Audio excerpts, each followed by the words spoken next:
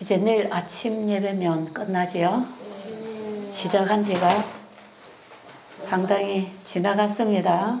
너무 아쉽습니까? 너무 빨리 지나갔습니까? 뭔가 뭐 좀 잡히는 게 있습니까? 여러분 어두운 가슴에 뭔가 빛이 들어왔습니까? 이제 내가 가정에 돌아가서 내 삶에서 내 교회에서 내 직장에서 내가 어떠한 사람으로 서야 될 것인지 내 남아있는 내 삶의 사명이 뭔지 그게 바로 남은 자의 사명이 되고 새천사의 사명이 되어야 됩니다.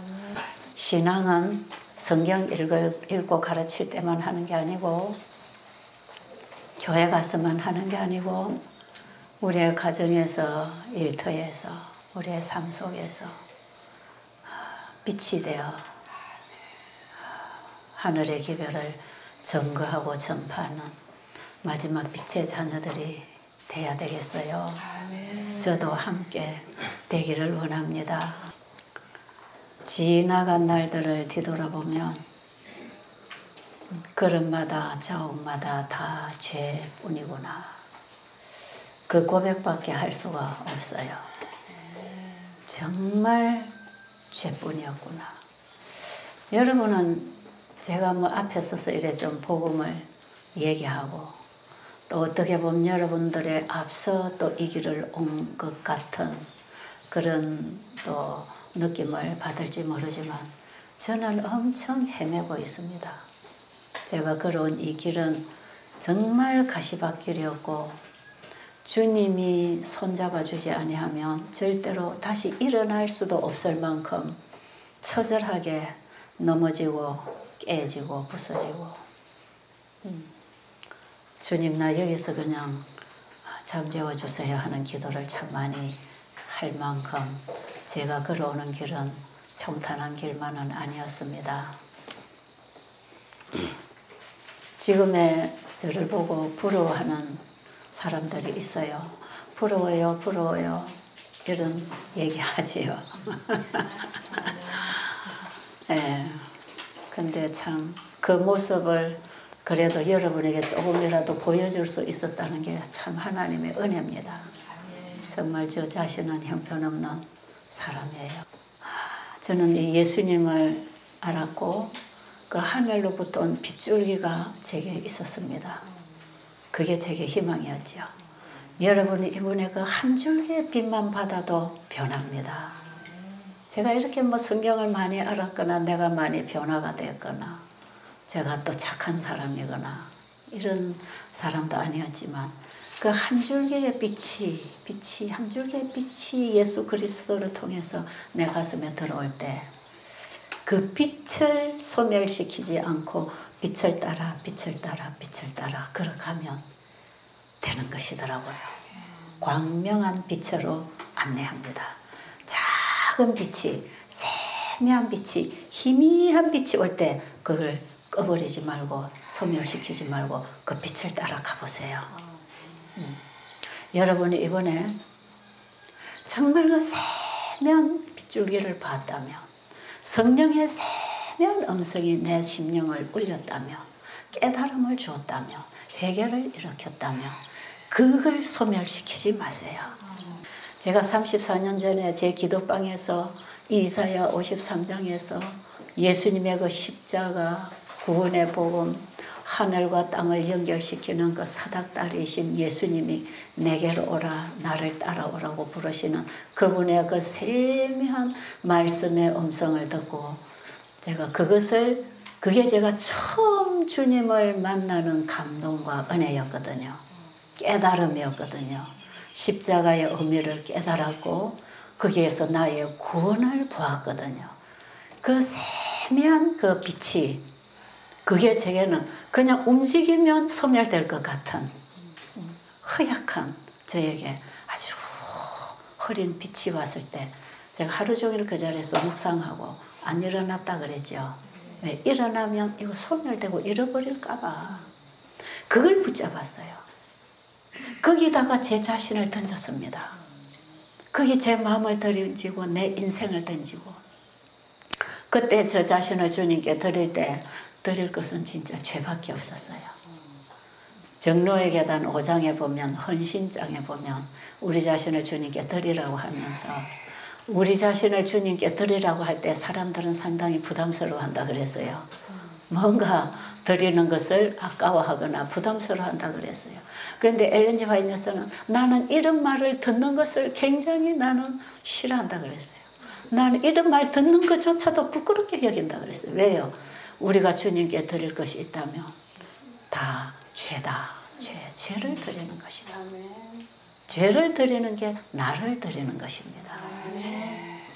우리가 가지고 있으면 사망으로 끌어가는 그 죄를 예수님이 받아주시고 내가 감당해 줄 테니까 너는 살아라고 그 죄를 가지고 죄된 마음을, 죄된 인생을 가지고 오라고 하는데, 그걸 주님께 갖다 드리기를 주저하고 있다면 그 정말 부끄러운 일이다. 우리가 주님께 드릴 게 뭐가 있는가? 죄밖에 없다. 정말 제가 예수님 만나고 예수님께 내 자신을 드릴 때 죄밖에 없었어요. 진짜 죄밖에 없었어요. 좋은 것이라고는 아무것도 없었어요. 그런데 그분이 십자가에서 나를 부르실 때 죄를 가지고 빨리 오라는 거 아닙니까? 내가 네 죄를 지금 담당하고 있으니까 내게 빨리 가지고 오너라. 그리고 그 구원의 복음이, 그 사랑의 빛이 내 심령에 비칠 때 저는 그 빛을 따라 일어나기 시작했고 헌신하기 시작했고, 그때 제가 주님께 어떤 헌신했는가? 저를 온전히 드린 다음에 이제 내 죄를 그분께 다 드리고 죄된 인생도 다 드렸으니까 얼마나 평안하겠어요. 그렇겠죠? 지금 우리가 지고 있는 짐이 죄짐이거든요. 어제 제가 그 고통스러운 여인이 찾아왔을 때 그 무슨 짐 지고 왔습니까? 며느리 미워하는 죄가 그게 짐이 되었을까요? 그것을 만들어내는 그 죄가 자신을 심히 고통스럽게 하는 것입니다. 우리를 괴롭히는 건 전부 다 죄가 하는 겁니다. 제가 어제 우리 최 목사님 말씀 중에 참 감동이 되는 말씀이 하나 있었어요. 우리가 믿음으로 말미암아 죄로부터 승리한 그 의는 하나님의 의로우심을, 그분에게 영광을 돌리는 것이고, 우리가 실수하고 넘어져서 죄를 범해서 우리가 죄의 공격을 당해서 실수한 그 죄는, 이거 나는 실수입니다. 사단이 이거 나에게 가져다 준 건데 나는 이거 고통스럽습니다. 이거 싫습니다. 그러니 나 이거 버리기를 원합니다. 나 이거 원하지 않습니다. 이거 빨리 받아서 사단에게 좀 넘겨주세요. 그리고 저를 이 죄로부터 좀 자유롭게 해주세요. 이 정인이 나와야 된다 그러죠.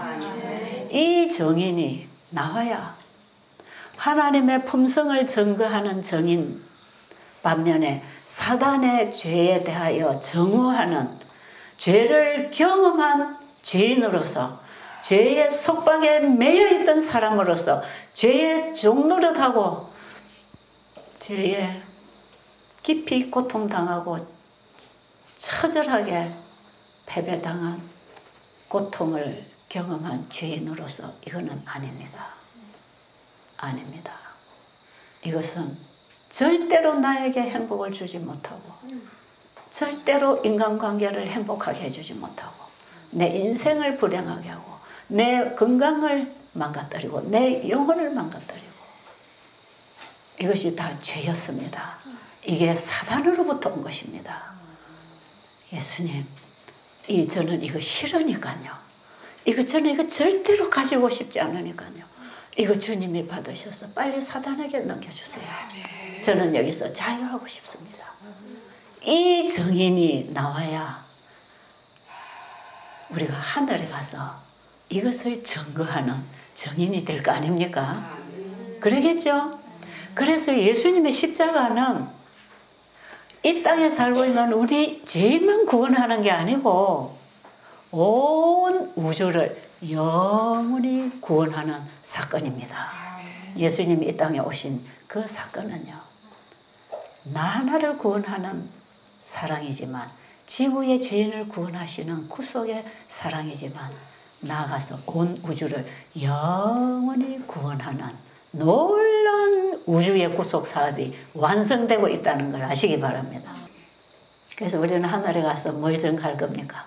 하나님은 의로우시고 죄는 불의한 것이다. 절대로 우주에 죄가 침입해 들어오지 못하도록 방어하는 건강한 T세포 역할을 할 것입니다. 그렇겠죠? 자, 우리의 사명은 이 땅에서 끝나는 게 아니고 하늘로 옮겨집니다. 새천사의 사명은 이 땅에서 외치고 끝나는 게 아니고 이 새천사 남은 무리 14만 4천인의 이 증거로 말미암아 영원한 우주가 영원히 평온해질 것입니다. 이 자리에 우리가 있다는 게 얼마나 특권입니까? 절대로 지금 내 자신을 보지 마세요. 내 상태를 보고 좌절하지 마세요. 주님을 보세요. 주님을 보세요. 그분에게만 희망이 있고 그분에게만 나의 미래가 있고 그분에게 하늘이 다 내게 있습니다. 제가 이 길을 걸어올 때에 제가 이런 표현을 자주 하지요. 이 표현이 적합한지 모르지만 제 개인의 경험으로는 그렇습니다. 긴 터널을 걸어온 그런 기분이에요. 제 눈이 말이에요. 이 시야가 좁아지는 눈이에요. 제가 이거 유전성으로 망막색소 변성이라고 하는 이 병이 좀 특이해요.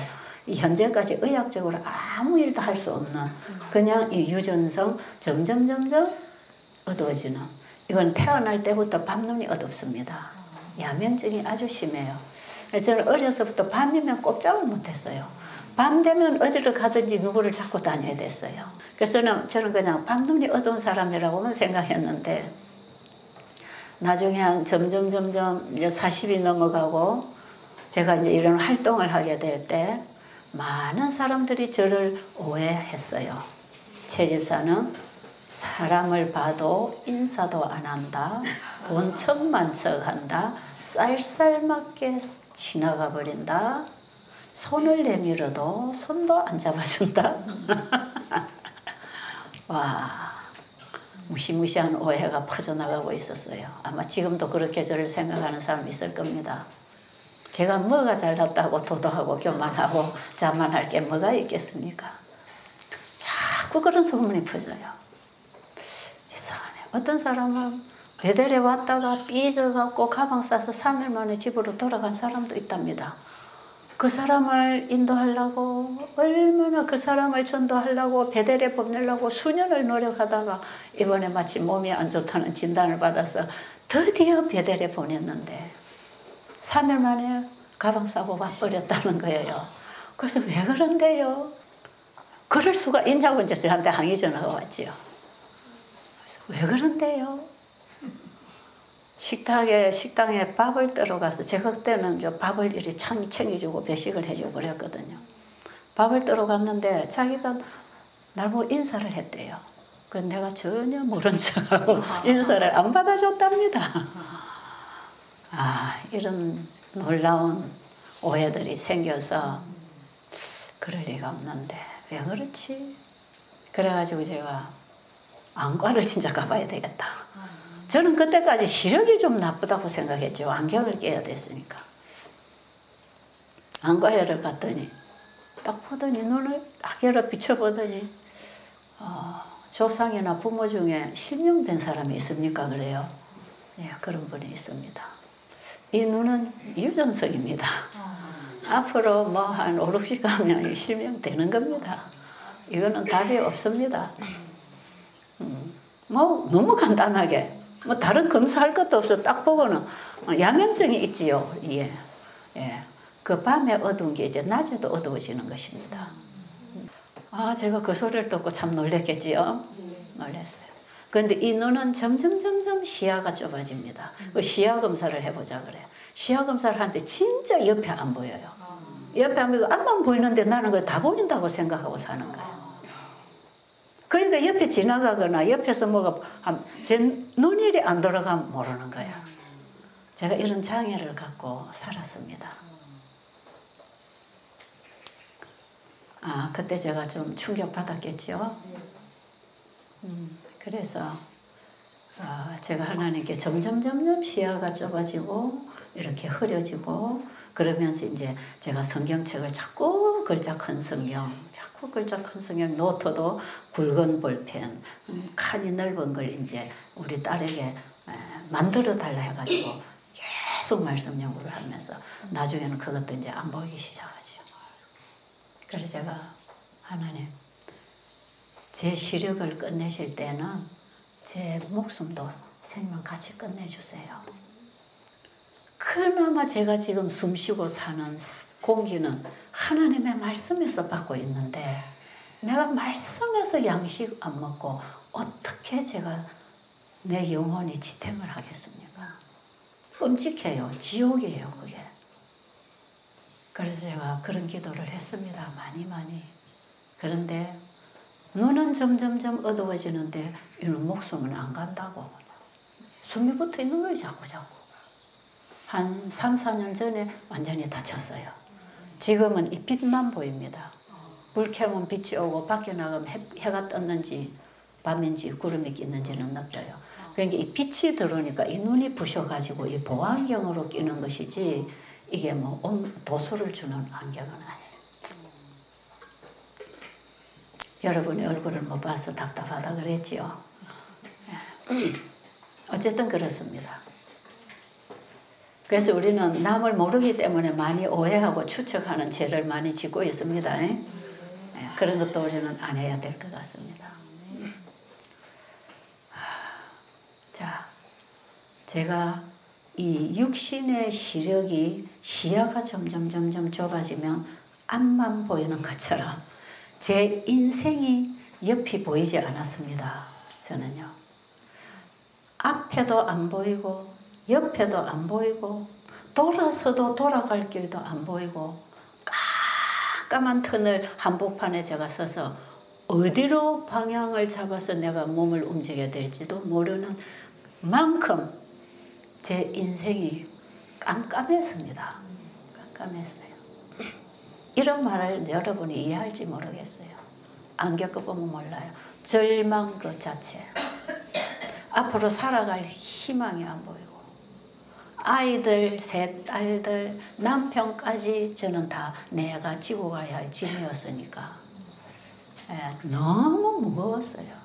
그 자리에 콱 넘어져 그냥 엎어져서 죽어버리기를 원했습니다. 그렇다고 어떻게 나만 살자고 어딜 뛰쳐나갈 수도 없는 상황.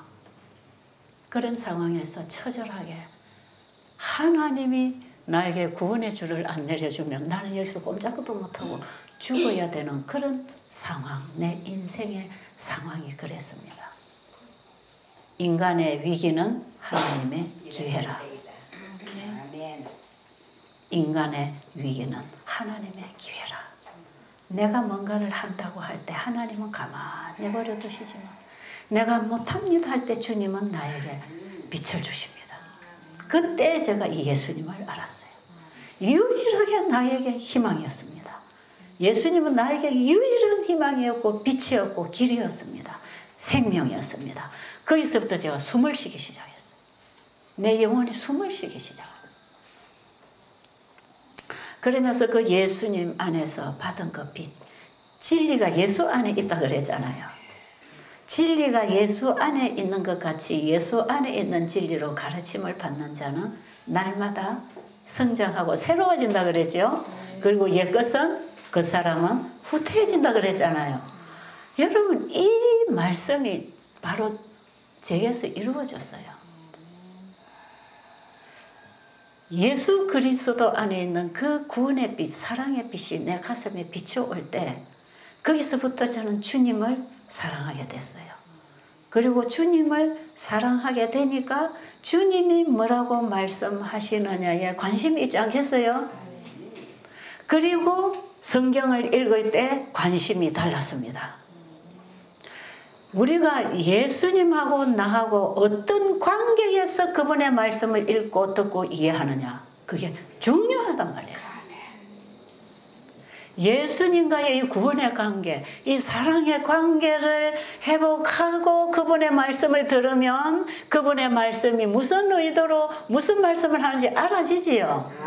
그런데 그 사람하고의 관계가 불편하고 나하고 관계가 등이 져 있는데 그 사람이 아무리 좋은 말을 한들 그게 내 가슴에 와닿나요?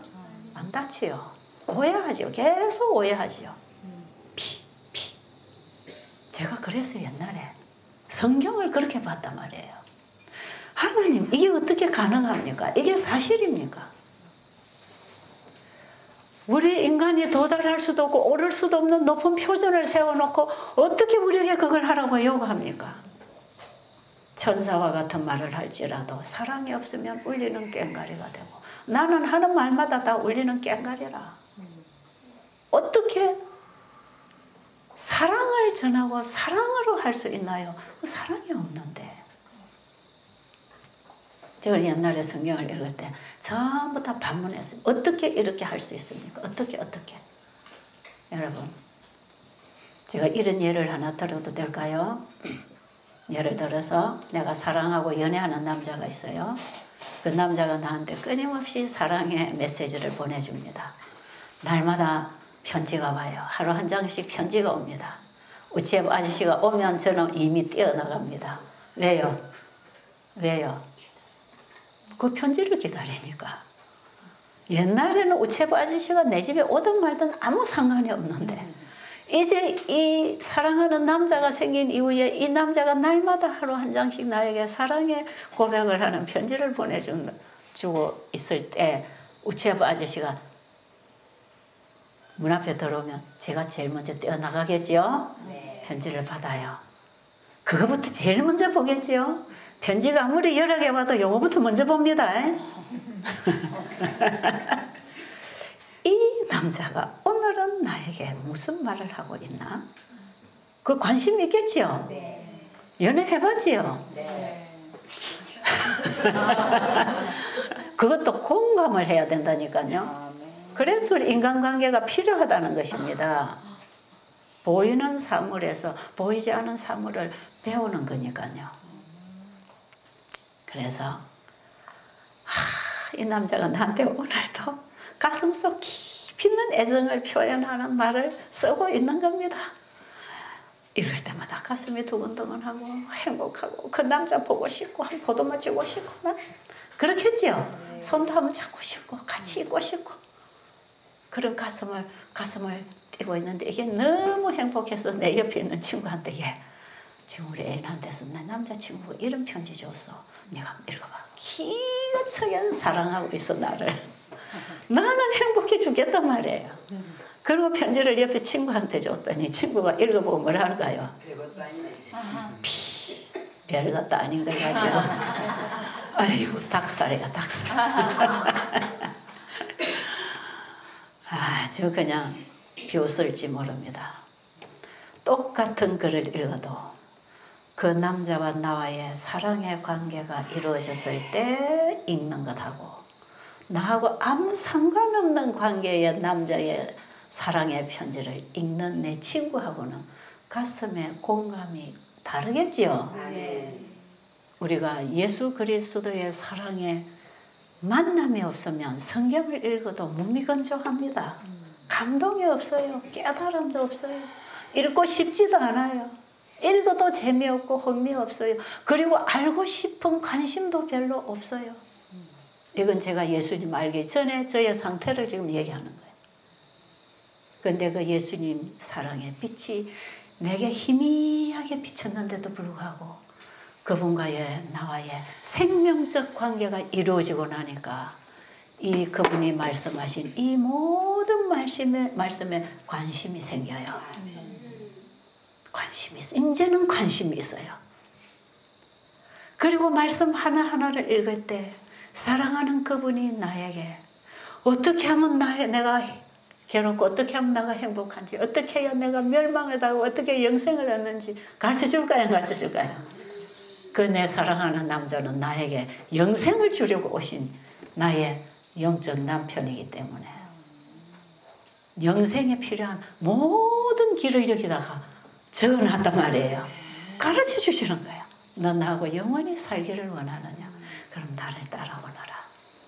이 예수님을 따라 지성소로 간 그 신부들하고 지금 결혼을 하기 위해서 하나님 앞에 나가 계십니다. 이 예수님 지금 하늘에서 조사 심판을 하시고 예루살렘을 받으시는 혼인잔치를 하시는 이 조사 심판에 두 국면이 있어요. 이제 여러분, 하늘성 예루살렘은 누굽니까? 예루살렘하고 예수님이 결혼한다 그러죠. 이 땅에서 구원받은 백성들입니다. 우리가 예루살렘이에요. 예루살렘 성전에 한 모퉁이에 한 벽돌 하나를 우리가 차지하고 있는 것이에요. 그런데 그 벽돌 하나하나 기초부터 끝까지 마감할 때까지 그게 다 뭐다? 보석이다, 보석. 12진주.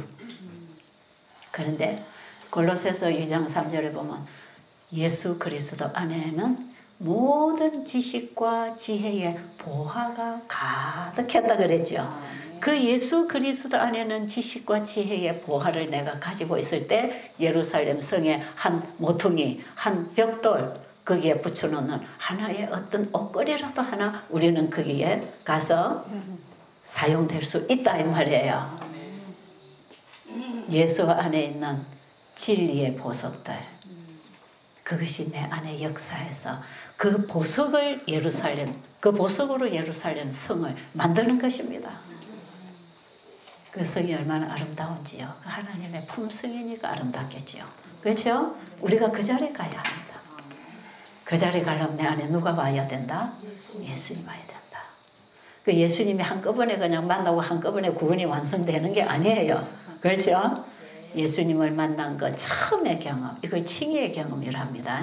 내가 그분에게 온전히 죽어지고 드려지고 그분만이 내 안에 오셔서 이제는 예수 안에 있는 진리로 나를 가르치고 나를 이끌어서 나를 어디로 데려간지 아세요? 하늘 지성소까지 데려가서 우리 안에 있는 죄를 끝내주실 것입니다. 요한계시록 14장에 중요한 복음, 온 성경의 복음을 포괄하는 세천사 기별이 있다 그랬죠. 세천사 기별 속에는 성경 전체 복음이 다 들었다 그랬죠. 거기서 우리가 성경 전체 복음을 만나는 것이다 이 말이에요. 그런데 그 세천사의 기별이 마지막에 어떤 백성을 만들어내느냐? 계시록 14장 1절부터 5절까지 나오는 14만 4천인을 만들어냅니다. 이 복음을 받아들일 때 바로 그 14만 4천인이 된다 이 말이에요. 그럼 이 14만 4천인은 어린 양이 어디로 인도하든지 따라가는 자라 그랬죠. 어린 양이 어디로 인도하든지 따라간다 하는 것은 어디로 따라간다는 것입니까? 맞아요. 지성소로 들어간다는 것입니다. 십자가에서 예수님을 만나고 믿음으로 하늘 성소로 들어가서 또 믿음으로 하늘 지성소까지 따라 어린 양이 어디로 인도하든지 따라가서 지금 어디에 가 있어야 합니까? 지성소에 들어가 있어야 합니다. 거기에서 뭐 합니까? 죄와 의를 분리시켜서 죄는 사탄에게 그분이 이루신 완전한 완성된 의의 옷은 우리에게 입혀서 인을 쳐주겠지요. 도장 찍어서 인을 쳐서 너는 내 백성이야. 이러고 나면 은혜의 기회는 끝납니다. 예수님의 속죄사역 끝납니다. 마지막으로 살아있는 마지막 14만 4천 살아있는 남은 재림 성도들에게 이 작업하시고 나면 이제는 예수님의 정구속 사업 마치지요. 지성소에서 떠나지요. 이 땅에 재앙이 내린다 그랬죠. 지금은 재앙이 내리기 직전 시대에 우리가 살고 있어요. 어린 양이 어디로 인도하든지 따라가는 마지막 14만 4천인의 믿음을 갖게 되기를 간절히 바랍니다. 자, 그런데 그 예수님을 따라간다는 게 뭔가? 따라간다는 게 제가 예수님을 만나는 경험했다 그랬죠. 그리고 그 예수님 앞에서 그 사랑하는 주님이 뭐라고 말씀하시든지 그대로 하고 싶으니까, 그분의 말씀 듣고 싶으니까 사랑하는 애인의 편지 기다리듯이 내가 가지고 있는 성경을 날마다 펼 거 아니겠어요? 그런 관심을 가지고 말씀을 펴지요. 그럼 그 말씀이 꿀송이처럼 답니다. 달콤해요. 그게 사랑이니까 말이에요. 그 사랑을 먹고 나면 사랑이 나옵니다. 그래서 입에서 나오는 말이 다르고 행동이 다르고 가치관이 다르고 세상을 보는 눈이 다르고. 제가요 그때부터는요 대통령도 부럽지 않고 뭐 옛날에 누가 남편 자랑 자식 자랑하고 뭐 집 자랑 좋은 차 자랑하고 부럽고 나는 언제 저러지 하는데 그게 하나도 부럽지 않고 진짜 내 안에 천국이 임했어요. 그러니까 그들이 가지고 있는 것이 한순간에 무가치하게 어떻게 이렇게 가치관이 바뀔 수 있습니까? 다른 눈이 하나 열리는 것입니다. 그리고 그들에게 내가 줄 수 있는 뭔가가 있더라 이 말이에요. 내가 그들에게 나눠줄 양식이 있는 것입니다. 그러니까 제가 거기서부터 말씀을 받고 먹고 나누고 또 받고 먹고 나누고 먹고 나누고 그게 너무 신났어요. 저는 그 맛을 보고 말씀을 읽고 연구하고 눈만 뜨면 말씀 연구하고 성경 펴고 읽고 입만 열면 예수님 가르치고 행동만 하면 봉사하고 영혼을 만나고 살아오잖아요. 저희에게 그런 면이 있습니다. 제가 아직도 덜 돼서 허물이 많지만 제게 그런 면이 있었어요. 예수님 만난 이후에 제게 그런 게 생겼습니다. 새 생명, 위로부터 새로운 생명이 와서 나를 이끌어가는 어떤 힘이 있더라 이 말이에요. 그러니까 그 힘이 나를 사로잡아 주니까 내가 여기까지 올 수 있었지, 제가 제 힘으로 제 능력으로 올 수 있는 길은 절대로 아닙니다. 자, 그러면 그분을 사랑하고 그분의 말씀에 달고 정말 맛있는 양식을 먹고 영적 힘이 일어날 때 한 걸음 옮기고 한 걸음 옮기고 한 걸음 옮기는 게 제 인생이었어요. 그게 제 삶이었어요. 그래서 사방이 깜깜하게 둘러싸여 있는 이 긴 터널 속에 한 걸음 한 걸음 빛을 따라 발을 옮겨놓기 시작하는데 그것이 그 깊은 터널을 뚫고 나오는 빛이었습니다. 그런데 그 말씀의 빛이 나에게 점점 밝아지고 점점 밝아지고 밝아져서 내 앞이 좀 밝아져 오는 것을 느끼죠. 터널 입구까지 가까이 오면 조금 빛이 들어오던가요? 제가 아직 완전히 벗어나지는 못했지만 아직도 터널 안에 있지만 이제는 저 밖에서 비춰오는 빛이 제가 있는 길을 좀 전체를 이렇게 비춰주는 걸 느끼지요.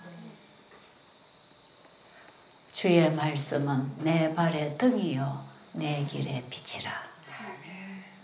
주의 말씀은 내 발의 등이요 내 길의 빛이라. 바로 그거.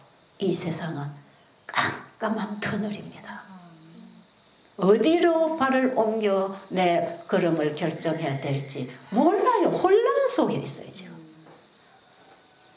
암이 들었을 때 암 전문의가 지시하는 대로 따라가다가 죽어요. 어디로 갈 것입니까? 하나님 모르는 교육자에게 교육을 받아 인생의 마지막이 뭡니까? 죽음이에요. 누구에게 가서 어디서 길을 찾고 어디서 배우고 내 인생을 어디에 몸을 던질 것입니까? 하나밖에 없어요. 주의 말씀은 내 발의 등이요 내 길의 빛이 된다. 이 말씀은 내가 예수님 안에서 그분의 말씀을 씹어먹고 그 말씀의 영향과 능력과 힘을 가졌을 때 그 말씀이 내 발걸음을 옮겨주시는 그 길을 따라가는 사람에게만 주의 말씀은 내 발의 등이 되고 빛이 되는 것입니다.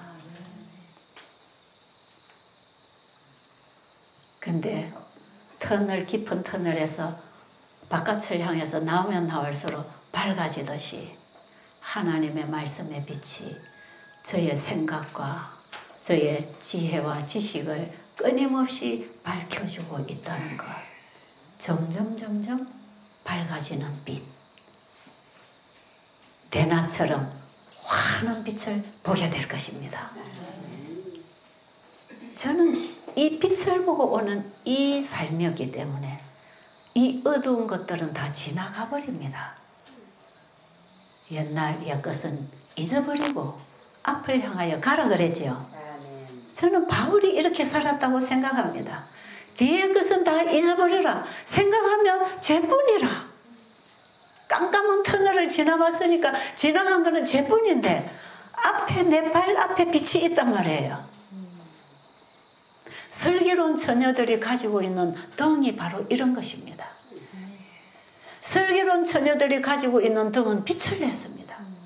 그 슬기로운 15처녀들은 성경만 가지고 그냥 헤매는 사람들이 아니고 성경에 기름을 넣어서 빛을 밝혀서 말씀이 비추는 그 길을 따라서 한 걸음 한 걸음 나오는 사람. 이들의 삶은 제가 늘 얘기하지만 의료 선교사의 삶을 사는 것이다. 그래서 이 셋째 천사기별의 의료 선교사업은 따라오는 것이다. 이게 뭔지 이해하시겠어요? 이게 이사야 58장에 참된 금식을 통하여 내 안에 그리스도의 빛이 왔을 때 하늘과 교통하고 여기 하나님의 영광이 호위하고 내가 행한 그 의가 내 앞에 행하고 말씀을 따라온 그 의가 결국은 또 내 앞에 옵니다. 이들에게 무너진 데를 수보하는, 무너진 데가 어디입니까? 안식일 기별이죠. 창조주 경배 회복합니다. 안식일을 회복합니다. 창조주의 품성을 회복하는 것이에요. 이들이 무너진 데를 수보하여 영원한 야곱의 업으로 기르리라. 여호와의 입의 말이니라. 이사야 58장 전체가 야곱의 업으로 우리를 하늘에 데려와서 영원히 그분의 정인으로 세워주실 것입니다. 우리는 영적 야곱입니다. 우리는 영적 이스라엘입니다.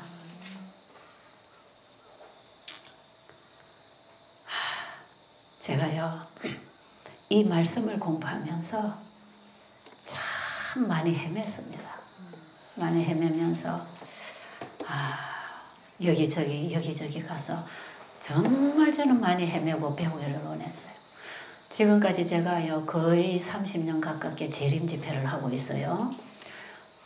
우리 베델에 오는 분들은 전부 초교파로 오니까 구도자에게 세천사 기별을 그들의 눈높이에서 접근을 해서 가르치고 이들에게 이 복음 전하고 안식일 기별 전하고 이 진리를 전하면 이들이 거의가 다 안식일 교회, 재림교회로 가려고 해요.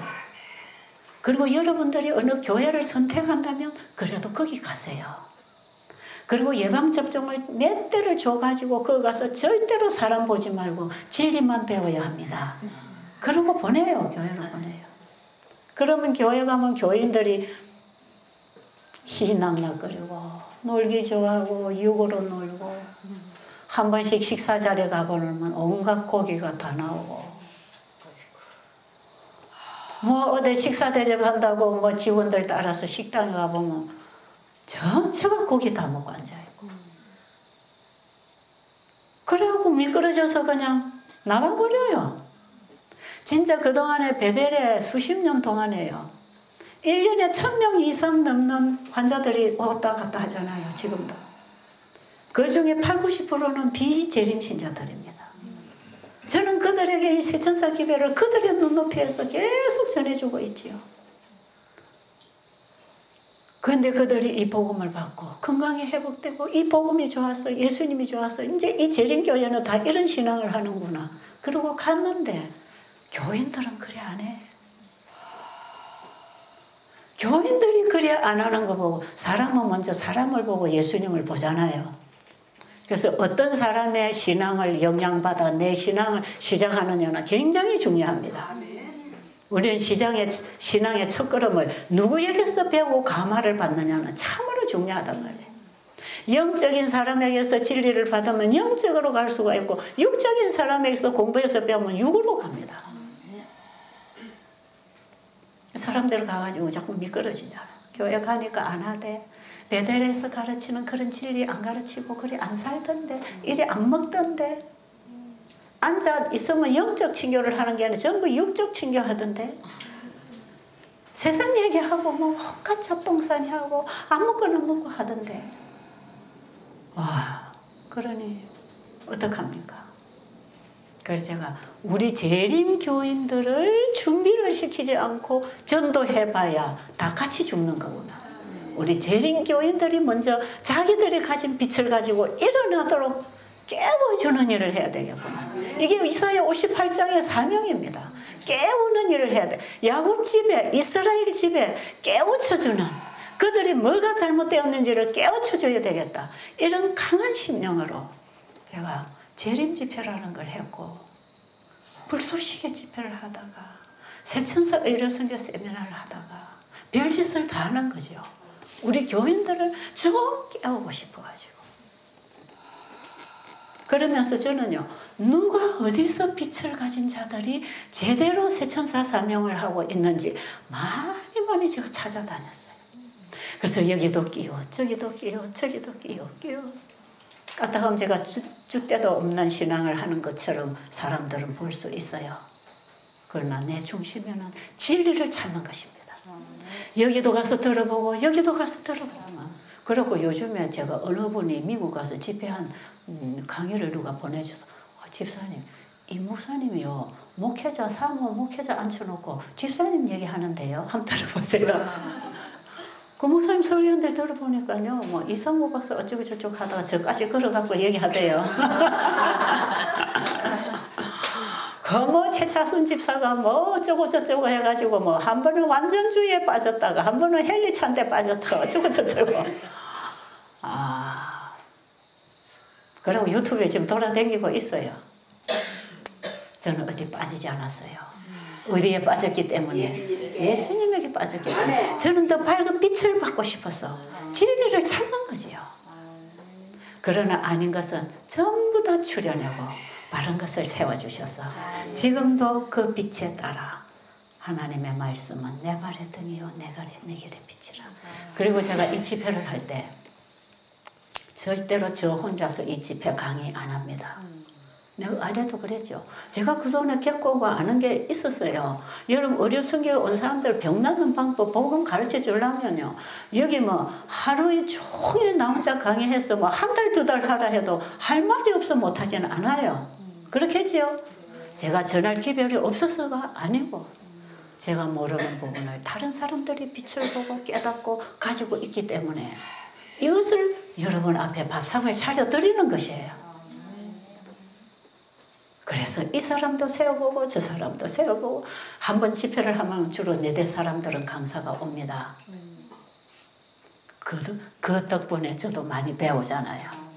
이번에도 제가 얼마나 많이 배우고 있습니까? 저런 분들이 10년을 파고 연구한 저런 연구를 제가 어디 가서 연구해서 제가 그걸 터득하겠습니까? 이런 것들을 배우니까 일단 나에게 좋고 여러분도 갈라 먹자고 초청하는 거 아니겠어요? 그럼 어떤 사람도 하나 딱 꼬투리 잡고 저 잘못된데 최 집사는 이상한 사람 데리다가 또 집회했다. 또 그래요. 그런데 그분에게서 진짜 진리는 받아 먹고 진리 아니면 안 받으면 되잖아요. 왜 그거 못합니까? 그래서 제가 그랬어요. 나는 언제나 오픈 마인드. 언제나 진리 앞에 나는 열려있는 사람이야. 사람마다 살아가다 보면 어떤 부분에는 밝은 빛이 있는데 어떤 부분은 어두워요. 그렇죠? 어두운 건 놔두고 자기가 빛을 못 봐서 못 주는 건 놔두고 그분이 밝은 빛 가운데서 빛을 가지고 있는 거 받아 먹으면 훨씬 밝아지지 않습니까? 훨씬 진리의 빛이 밝아지니까요. 훨씬 이제는 옛날에 한 걸음 뛰고 쉬고 한 걸음 뛰고 쉬다 이제는 달려갈 수도 있단 말이에요. 그래 빨리 터널을 빠져나갈 거 아닙니까? 여러분 우리는 열려 있어야 합니다. 어떤 사람에게 한 가지 허물 때문에 마음을 닫으면 안 됩니다. 그 허물이 있는 반면에 그분에게는 자신에게 없는 좋은 장점이 있습니다.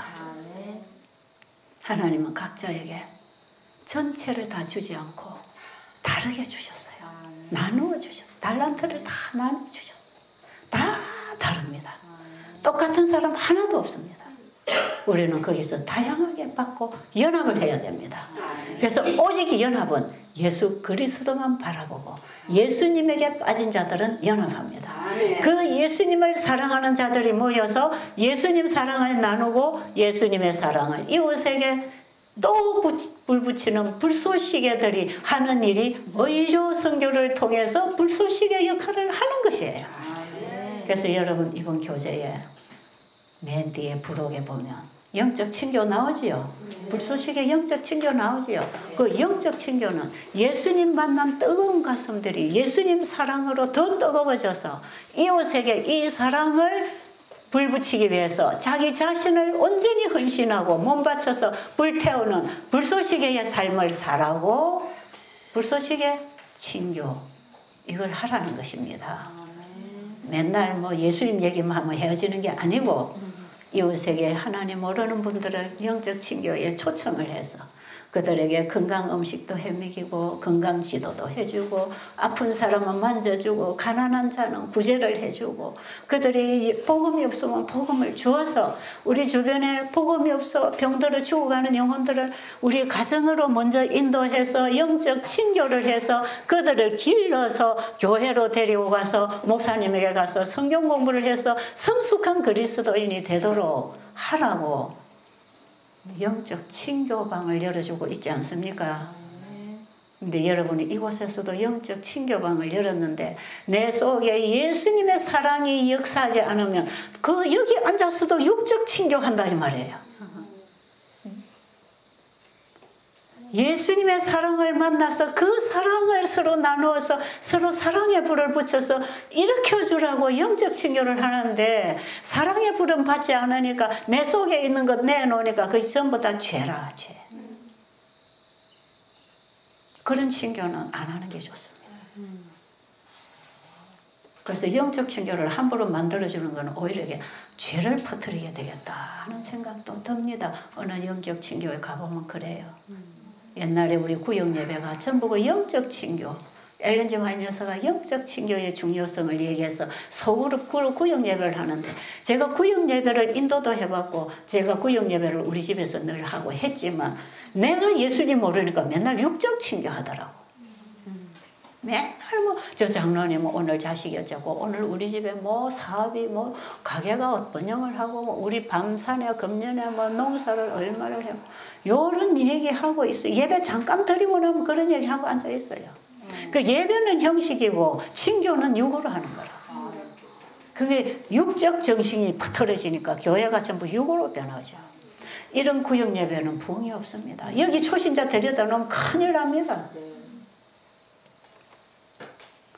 그래서 내가 내 안에 영이 없으면 영적 리더를 못하는데 상대방에게 영이 없어도 육이라도 내 안에 그리스도의 영이 있으면 그들에게 영적 친교를 통해서 예수님의 사랑의 불을 전달할 수 있잖아요. 그래서 영적 친교 리더가 참 중요하다. 이번 집회를 마쳐도 이제 여러분이 집에 돌아가서 이웃에 교회에 연약한 영혼들 함께 영적 친교를 해서 그들도 살리고 나도 살고 남을 살리면 내가 살아나는 거 아시죠? 그래서 여러분의 신앙이 살고 이웃에 빛이 없는 곳에 빛도 전할 수 있는 영적 친교 리더가 생겨나기를 바랍니다.